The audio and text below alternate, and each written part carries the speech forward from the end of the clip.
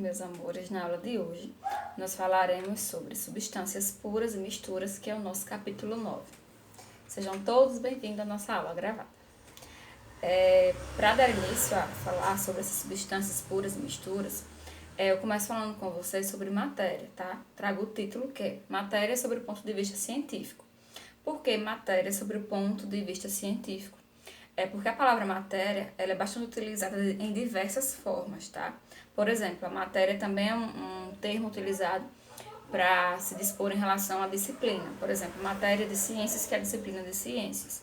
Então, por isso, o título é Matéria sobre o ponto de vista científico. O que é matéria, tá? Para a área científica.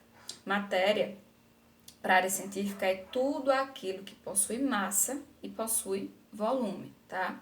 E do ponto de vista da física, massa vai ser a quantidade de matéria que forma um corpo.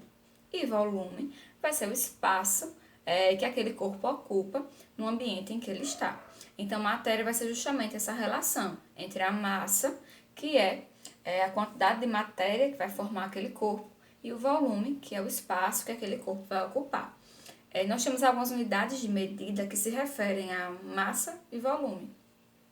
A unidade de medida que se remete à massa, que vocês conhecem, é o quilo, por exemplo. As gramas, por exemplo, tudo isso se refere à massa, tá? Que é a quantidade de matéria que aquele corpo possui. Já o volume geralmente é medido em litros ou mililitros. Então, esses são os exemplos aí para que vocês consigam perceber sobre o que estou falando. Quando a gente fala da relação matéria, massa e volume, acho que um exemplo bem claro que eu trago para vocês é em relação à pipoca, que é uma delícia, todo mundo gosta, tá? A pipoca, por exemplo, a massa da pipoca, se eu vou lá para fritar meio quilo, tá? De 500 gramas, meio quilo de pipoca. Quando eu coloco esse meio quilo em uma panela, a gente percebe que esse meio quilo, ele não ocupa um volume muito grande na panela, ele fica lá no fundo. Já quando eu frito esse meio quilo de pipoca, a massa, que vai ser continuar sempre a mesma, 500 gramas, mas o volume que aquela pipoca ocupa vai ser bem maior. Às vezes nem na panela cabe, né? Então, isso acontece, esse é um exemplo para que vocês percebam a relação entre massa e volume. Por exemplo, a mesma matéria, que é o milho de pipoca, ele vai possuir a mesma massa, mas pode ocupar volume diferente, dependendo de como ele esteja, se ele está cru ou se ele está frito. Se a matéria forma tudo, o que forma a matéria, ou seja, do que a matéria é feita? Toda a matéria é feita de átomos, e átomos são partes extremamente pequenas, tá? São muito, muito pequenas. E, professor, esses átomos são feitos de quê? Os átomos, eles são feitos de prótons, nêutrons, tá? E elétrons. No núcleo atômico, no núcleo do átomo, nós temos os prótons e os nêutrons. Prótons possuem carga positiva, enquanto nêutrons não possuem carga, tá? E os elétrons, que possuem carga negativa, ficam geralmente aqui na extremidade do átomo. Os átomos, eles são tão pequenos que, em alguns casos, ou seja, em alguns tipos de átomos, seria possível agrupar 10 milhões deles em um único milímetro, certo? E como eles são as menores partículas, como eles acabam formando tudo que existe, seja vivo ou não vivo, eles são realmente extremamente muito pequenos. Em nosso planeta, existem vários tipos diferentes de átomos, tá? Tem os átomos naturais, que são aqueles encontrados naturalmente no nosso planeta. Já também tem os átomos não naturais, que são aqueles que são produzidos em laboratório, são produzidos por cientistas. Os diferentes átomos são representados pelos elementos químicos. Por exemplo, o elemento químico oxigênio, o elemento químico hidrogênio, o elemento químico carbono, que todos eles são formados, são feitos de átomos, tá ok? As moléculas, elas são o conjunto de átomos. Por exemplo, aqui eu tenho para vocês a molécula da água.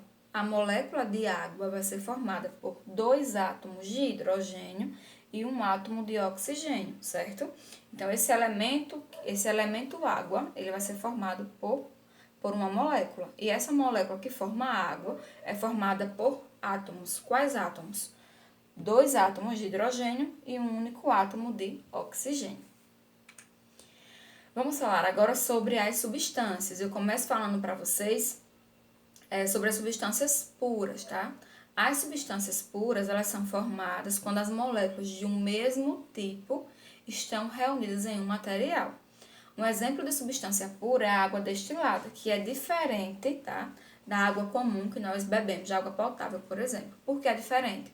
A água potável que nós bebemos, ela é uma mistura, na verdade, porque naquela água potável não tem apenas moléculas de água, moléculas de hidrogênio e oxigênio. Você vai encontrar sódio, você vai encontrar várias substâncias misturadas àquela água, tá? É por isso que um exemplo de substância pura é a água destilada, porque aqui nós só vamos encontrar moléculas de água, tá? Apenas hidrogênio e oxigênio, apenas moléculas de água.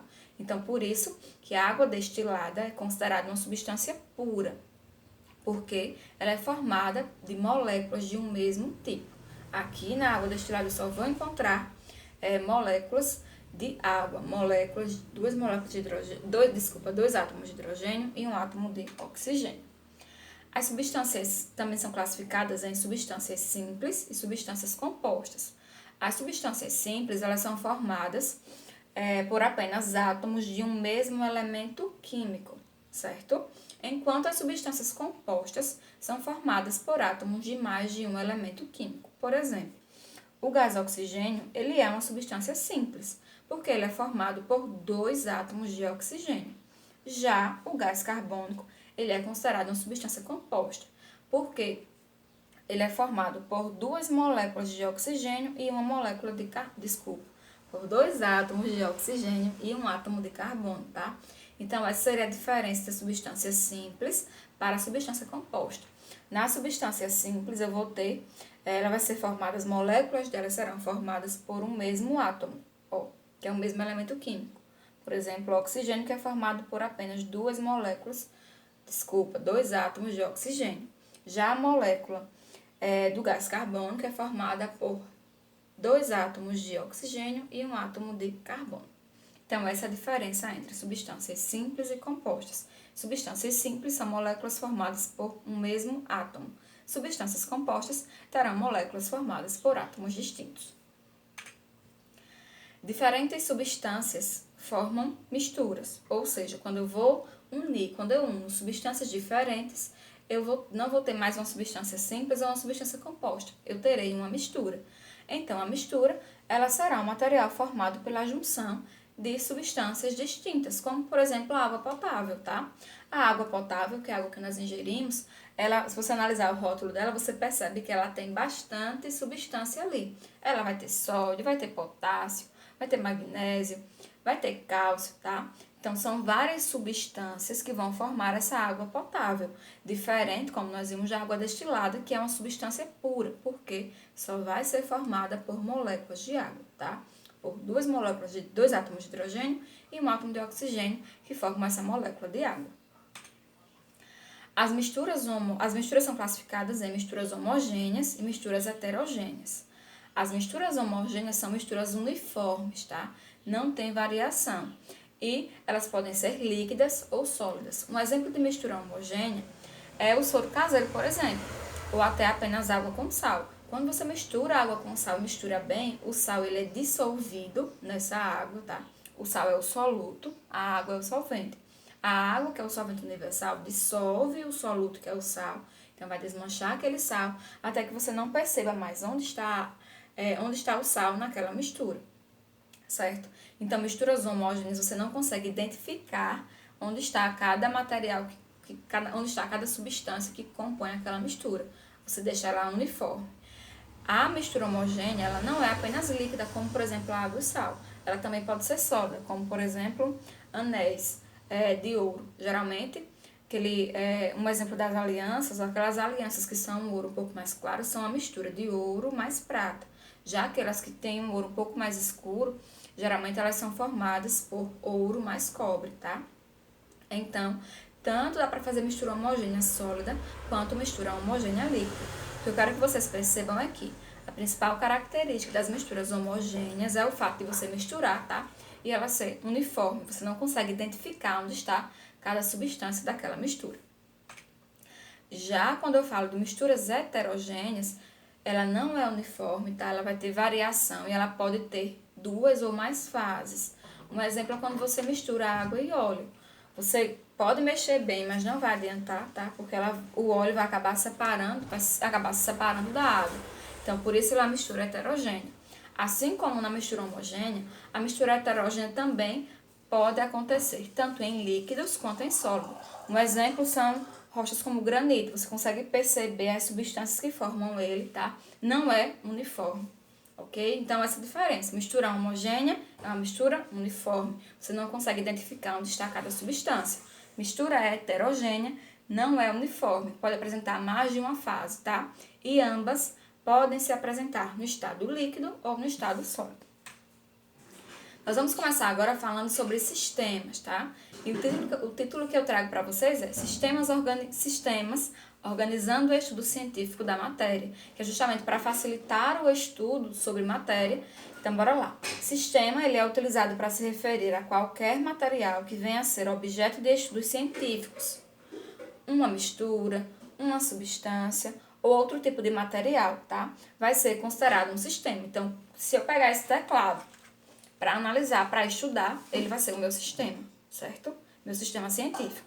Porque é todo aquele material que você vai pegar para analisar, para estudar. Um exemplo aqui que eu trago para vocês, que a água com gelo é o sistema heterogêneo bifásico. Por quê? O gelo, se for o gelo da água, feito da água, né? Ele vai ser, quando eu falo gelo feito da água, porque tem gelo de água de coco, por exemplo. O gelo da água potável, tá? Em um copo de água potável também, ele vai formar um sistema heterogêneo bifásico, porque são feitos de um mesmo material, porém, estão em estados físicos diferentes, então você consegue perceber onde está o gelo, tá? E onde está a água. Já o sistema homogêneo é o gás hélio, por exemplo, que vai acontecer através dessa mistura de substâncias que você não consegue identificar onde está cada uma delas. Meus amores, nossa aula finaliza por aqui. Tenham todos um bom estudo, se cuidem. Até a próxima e tchau, tchau.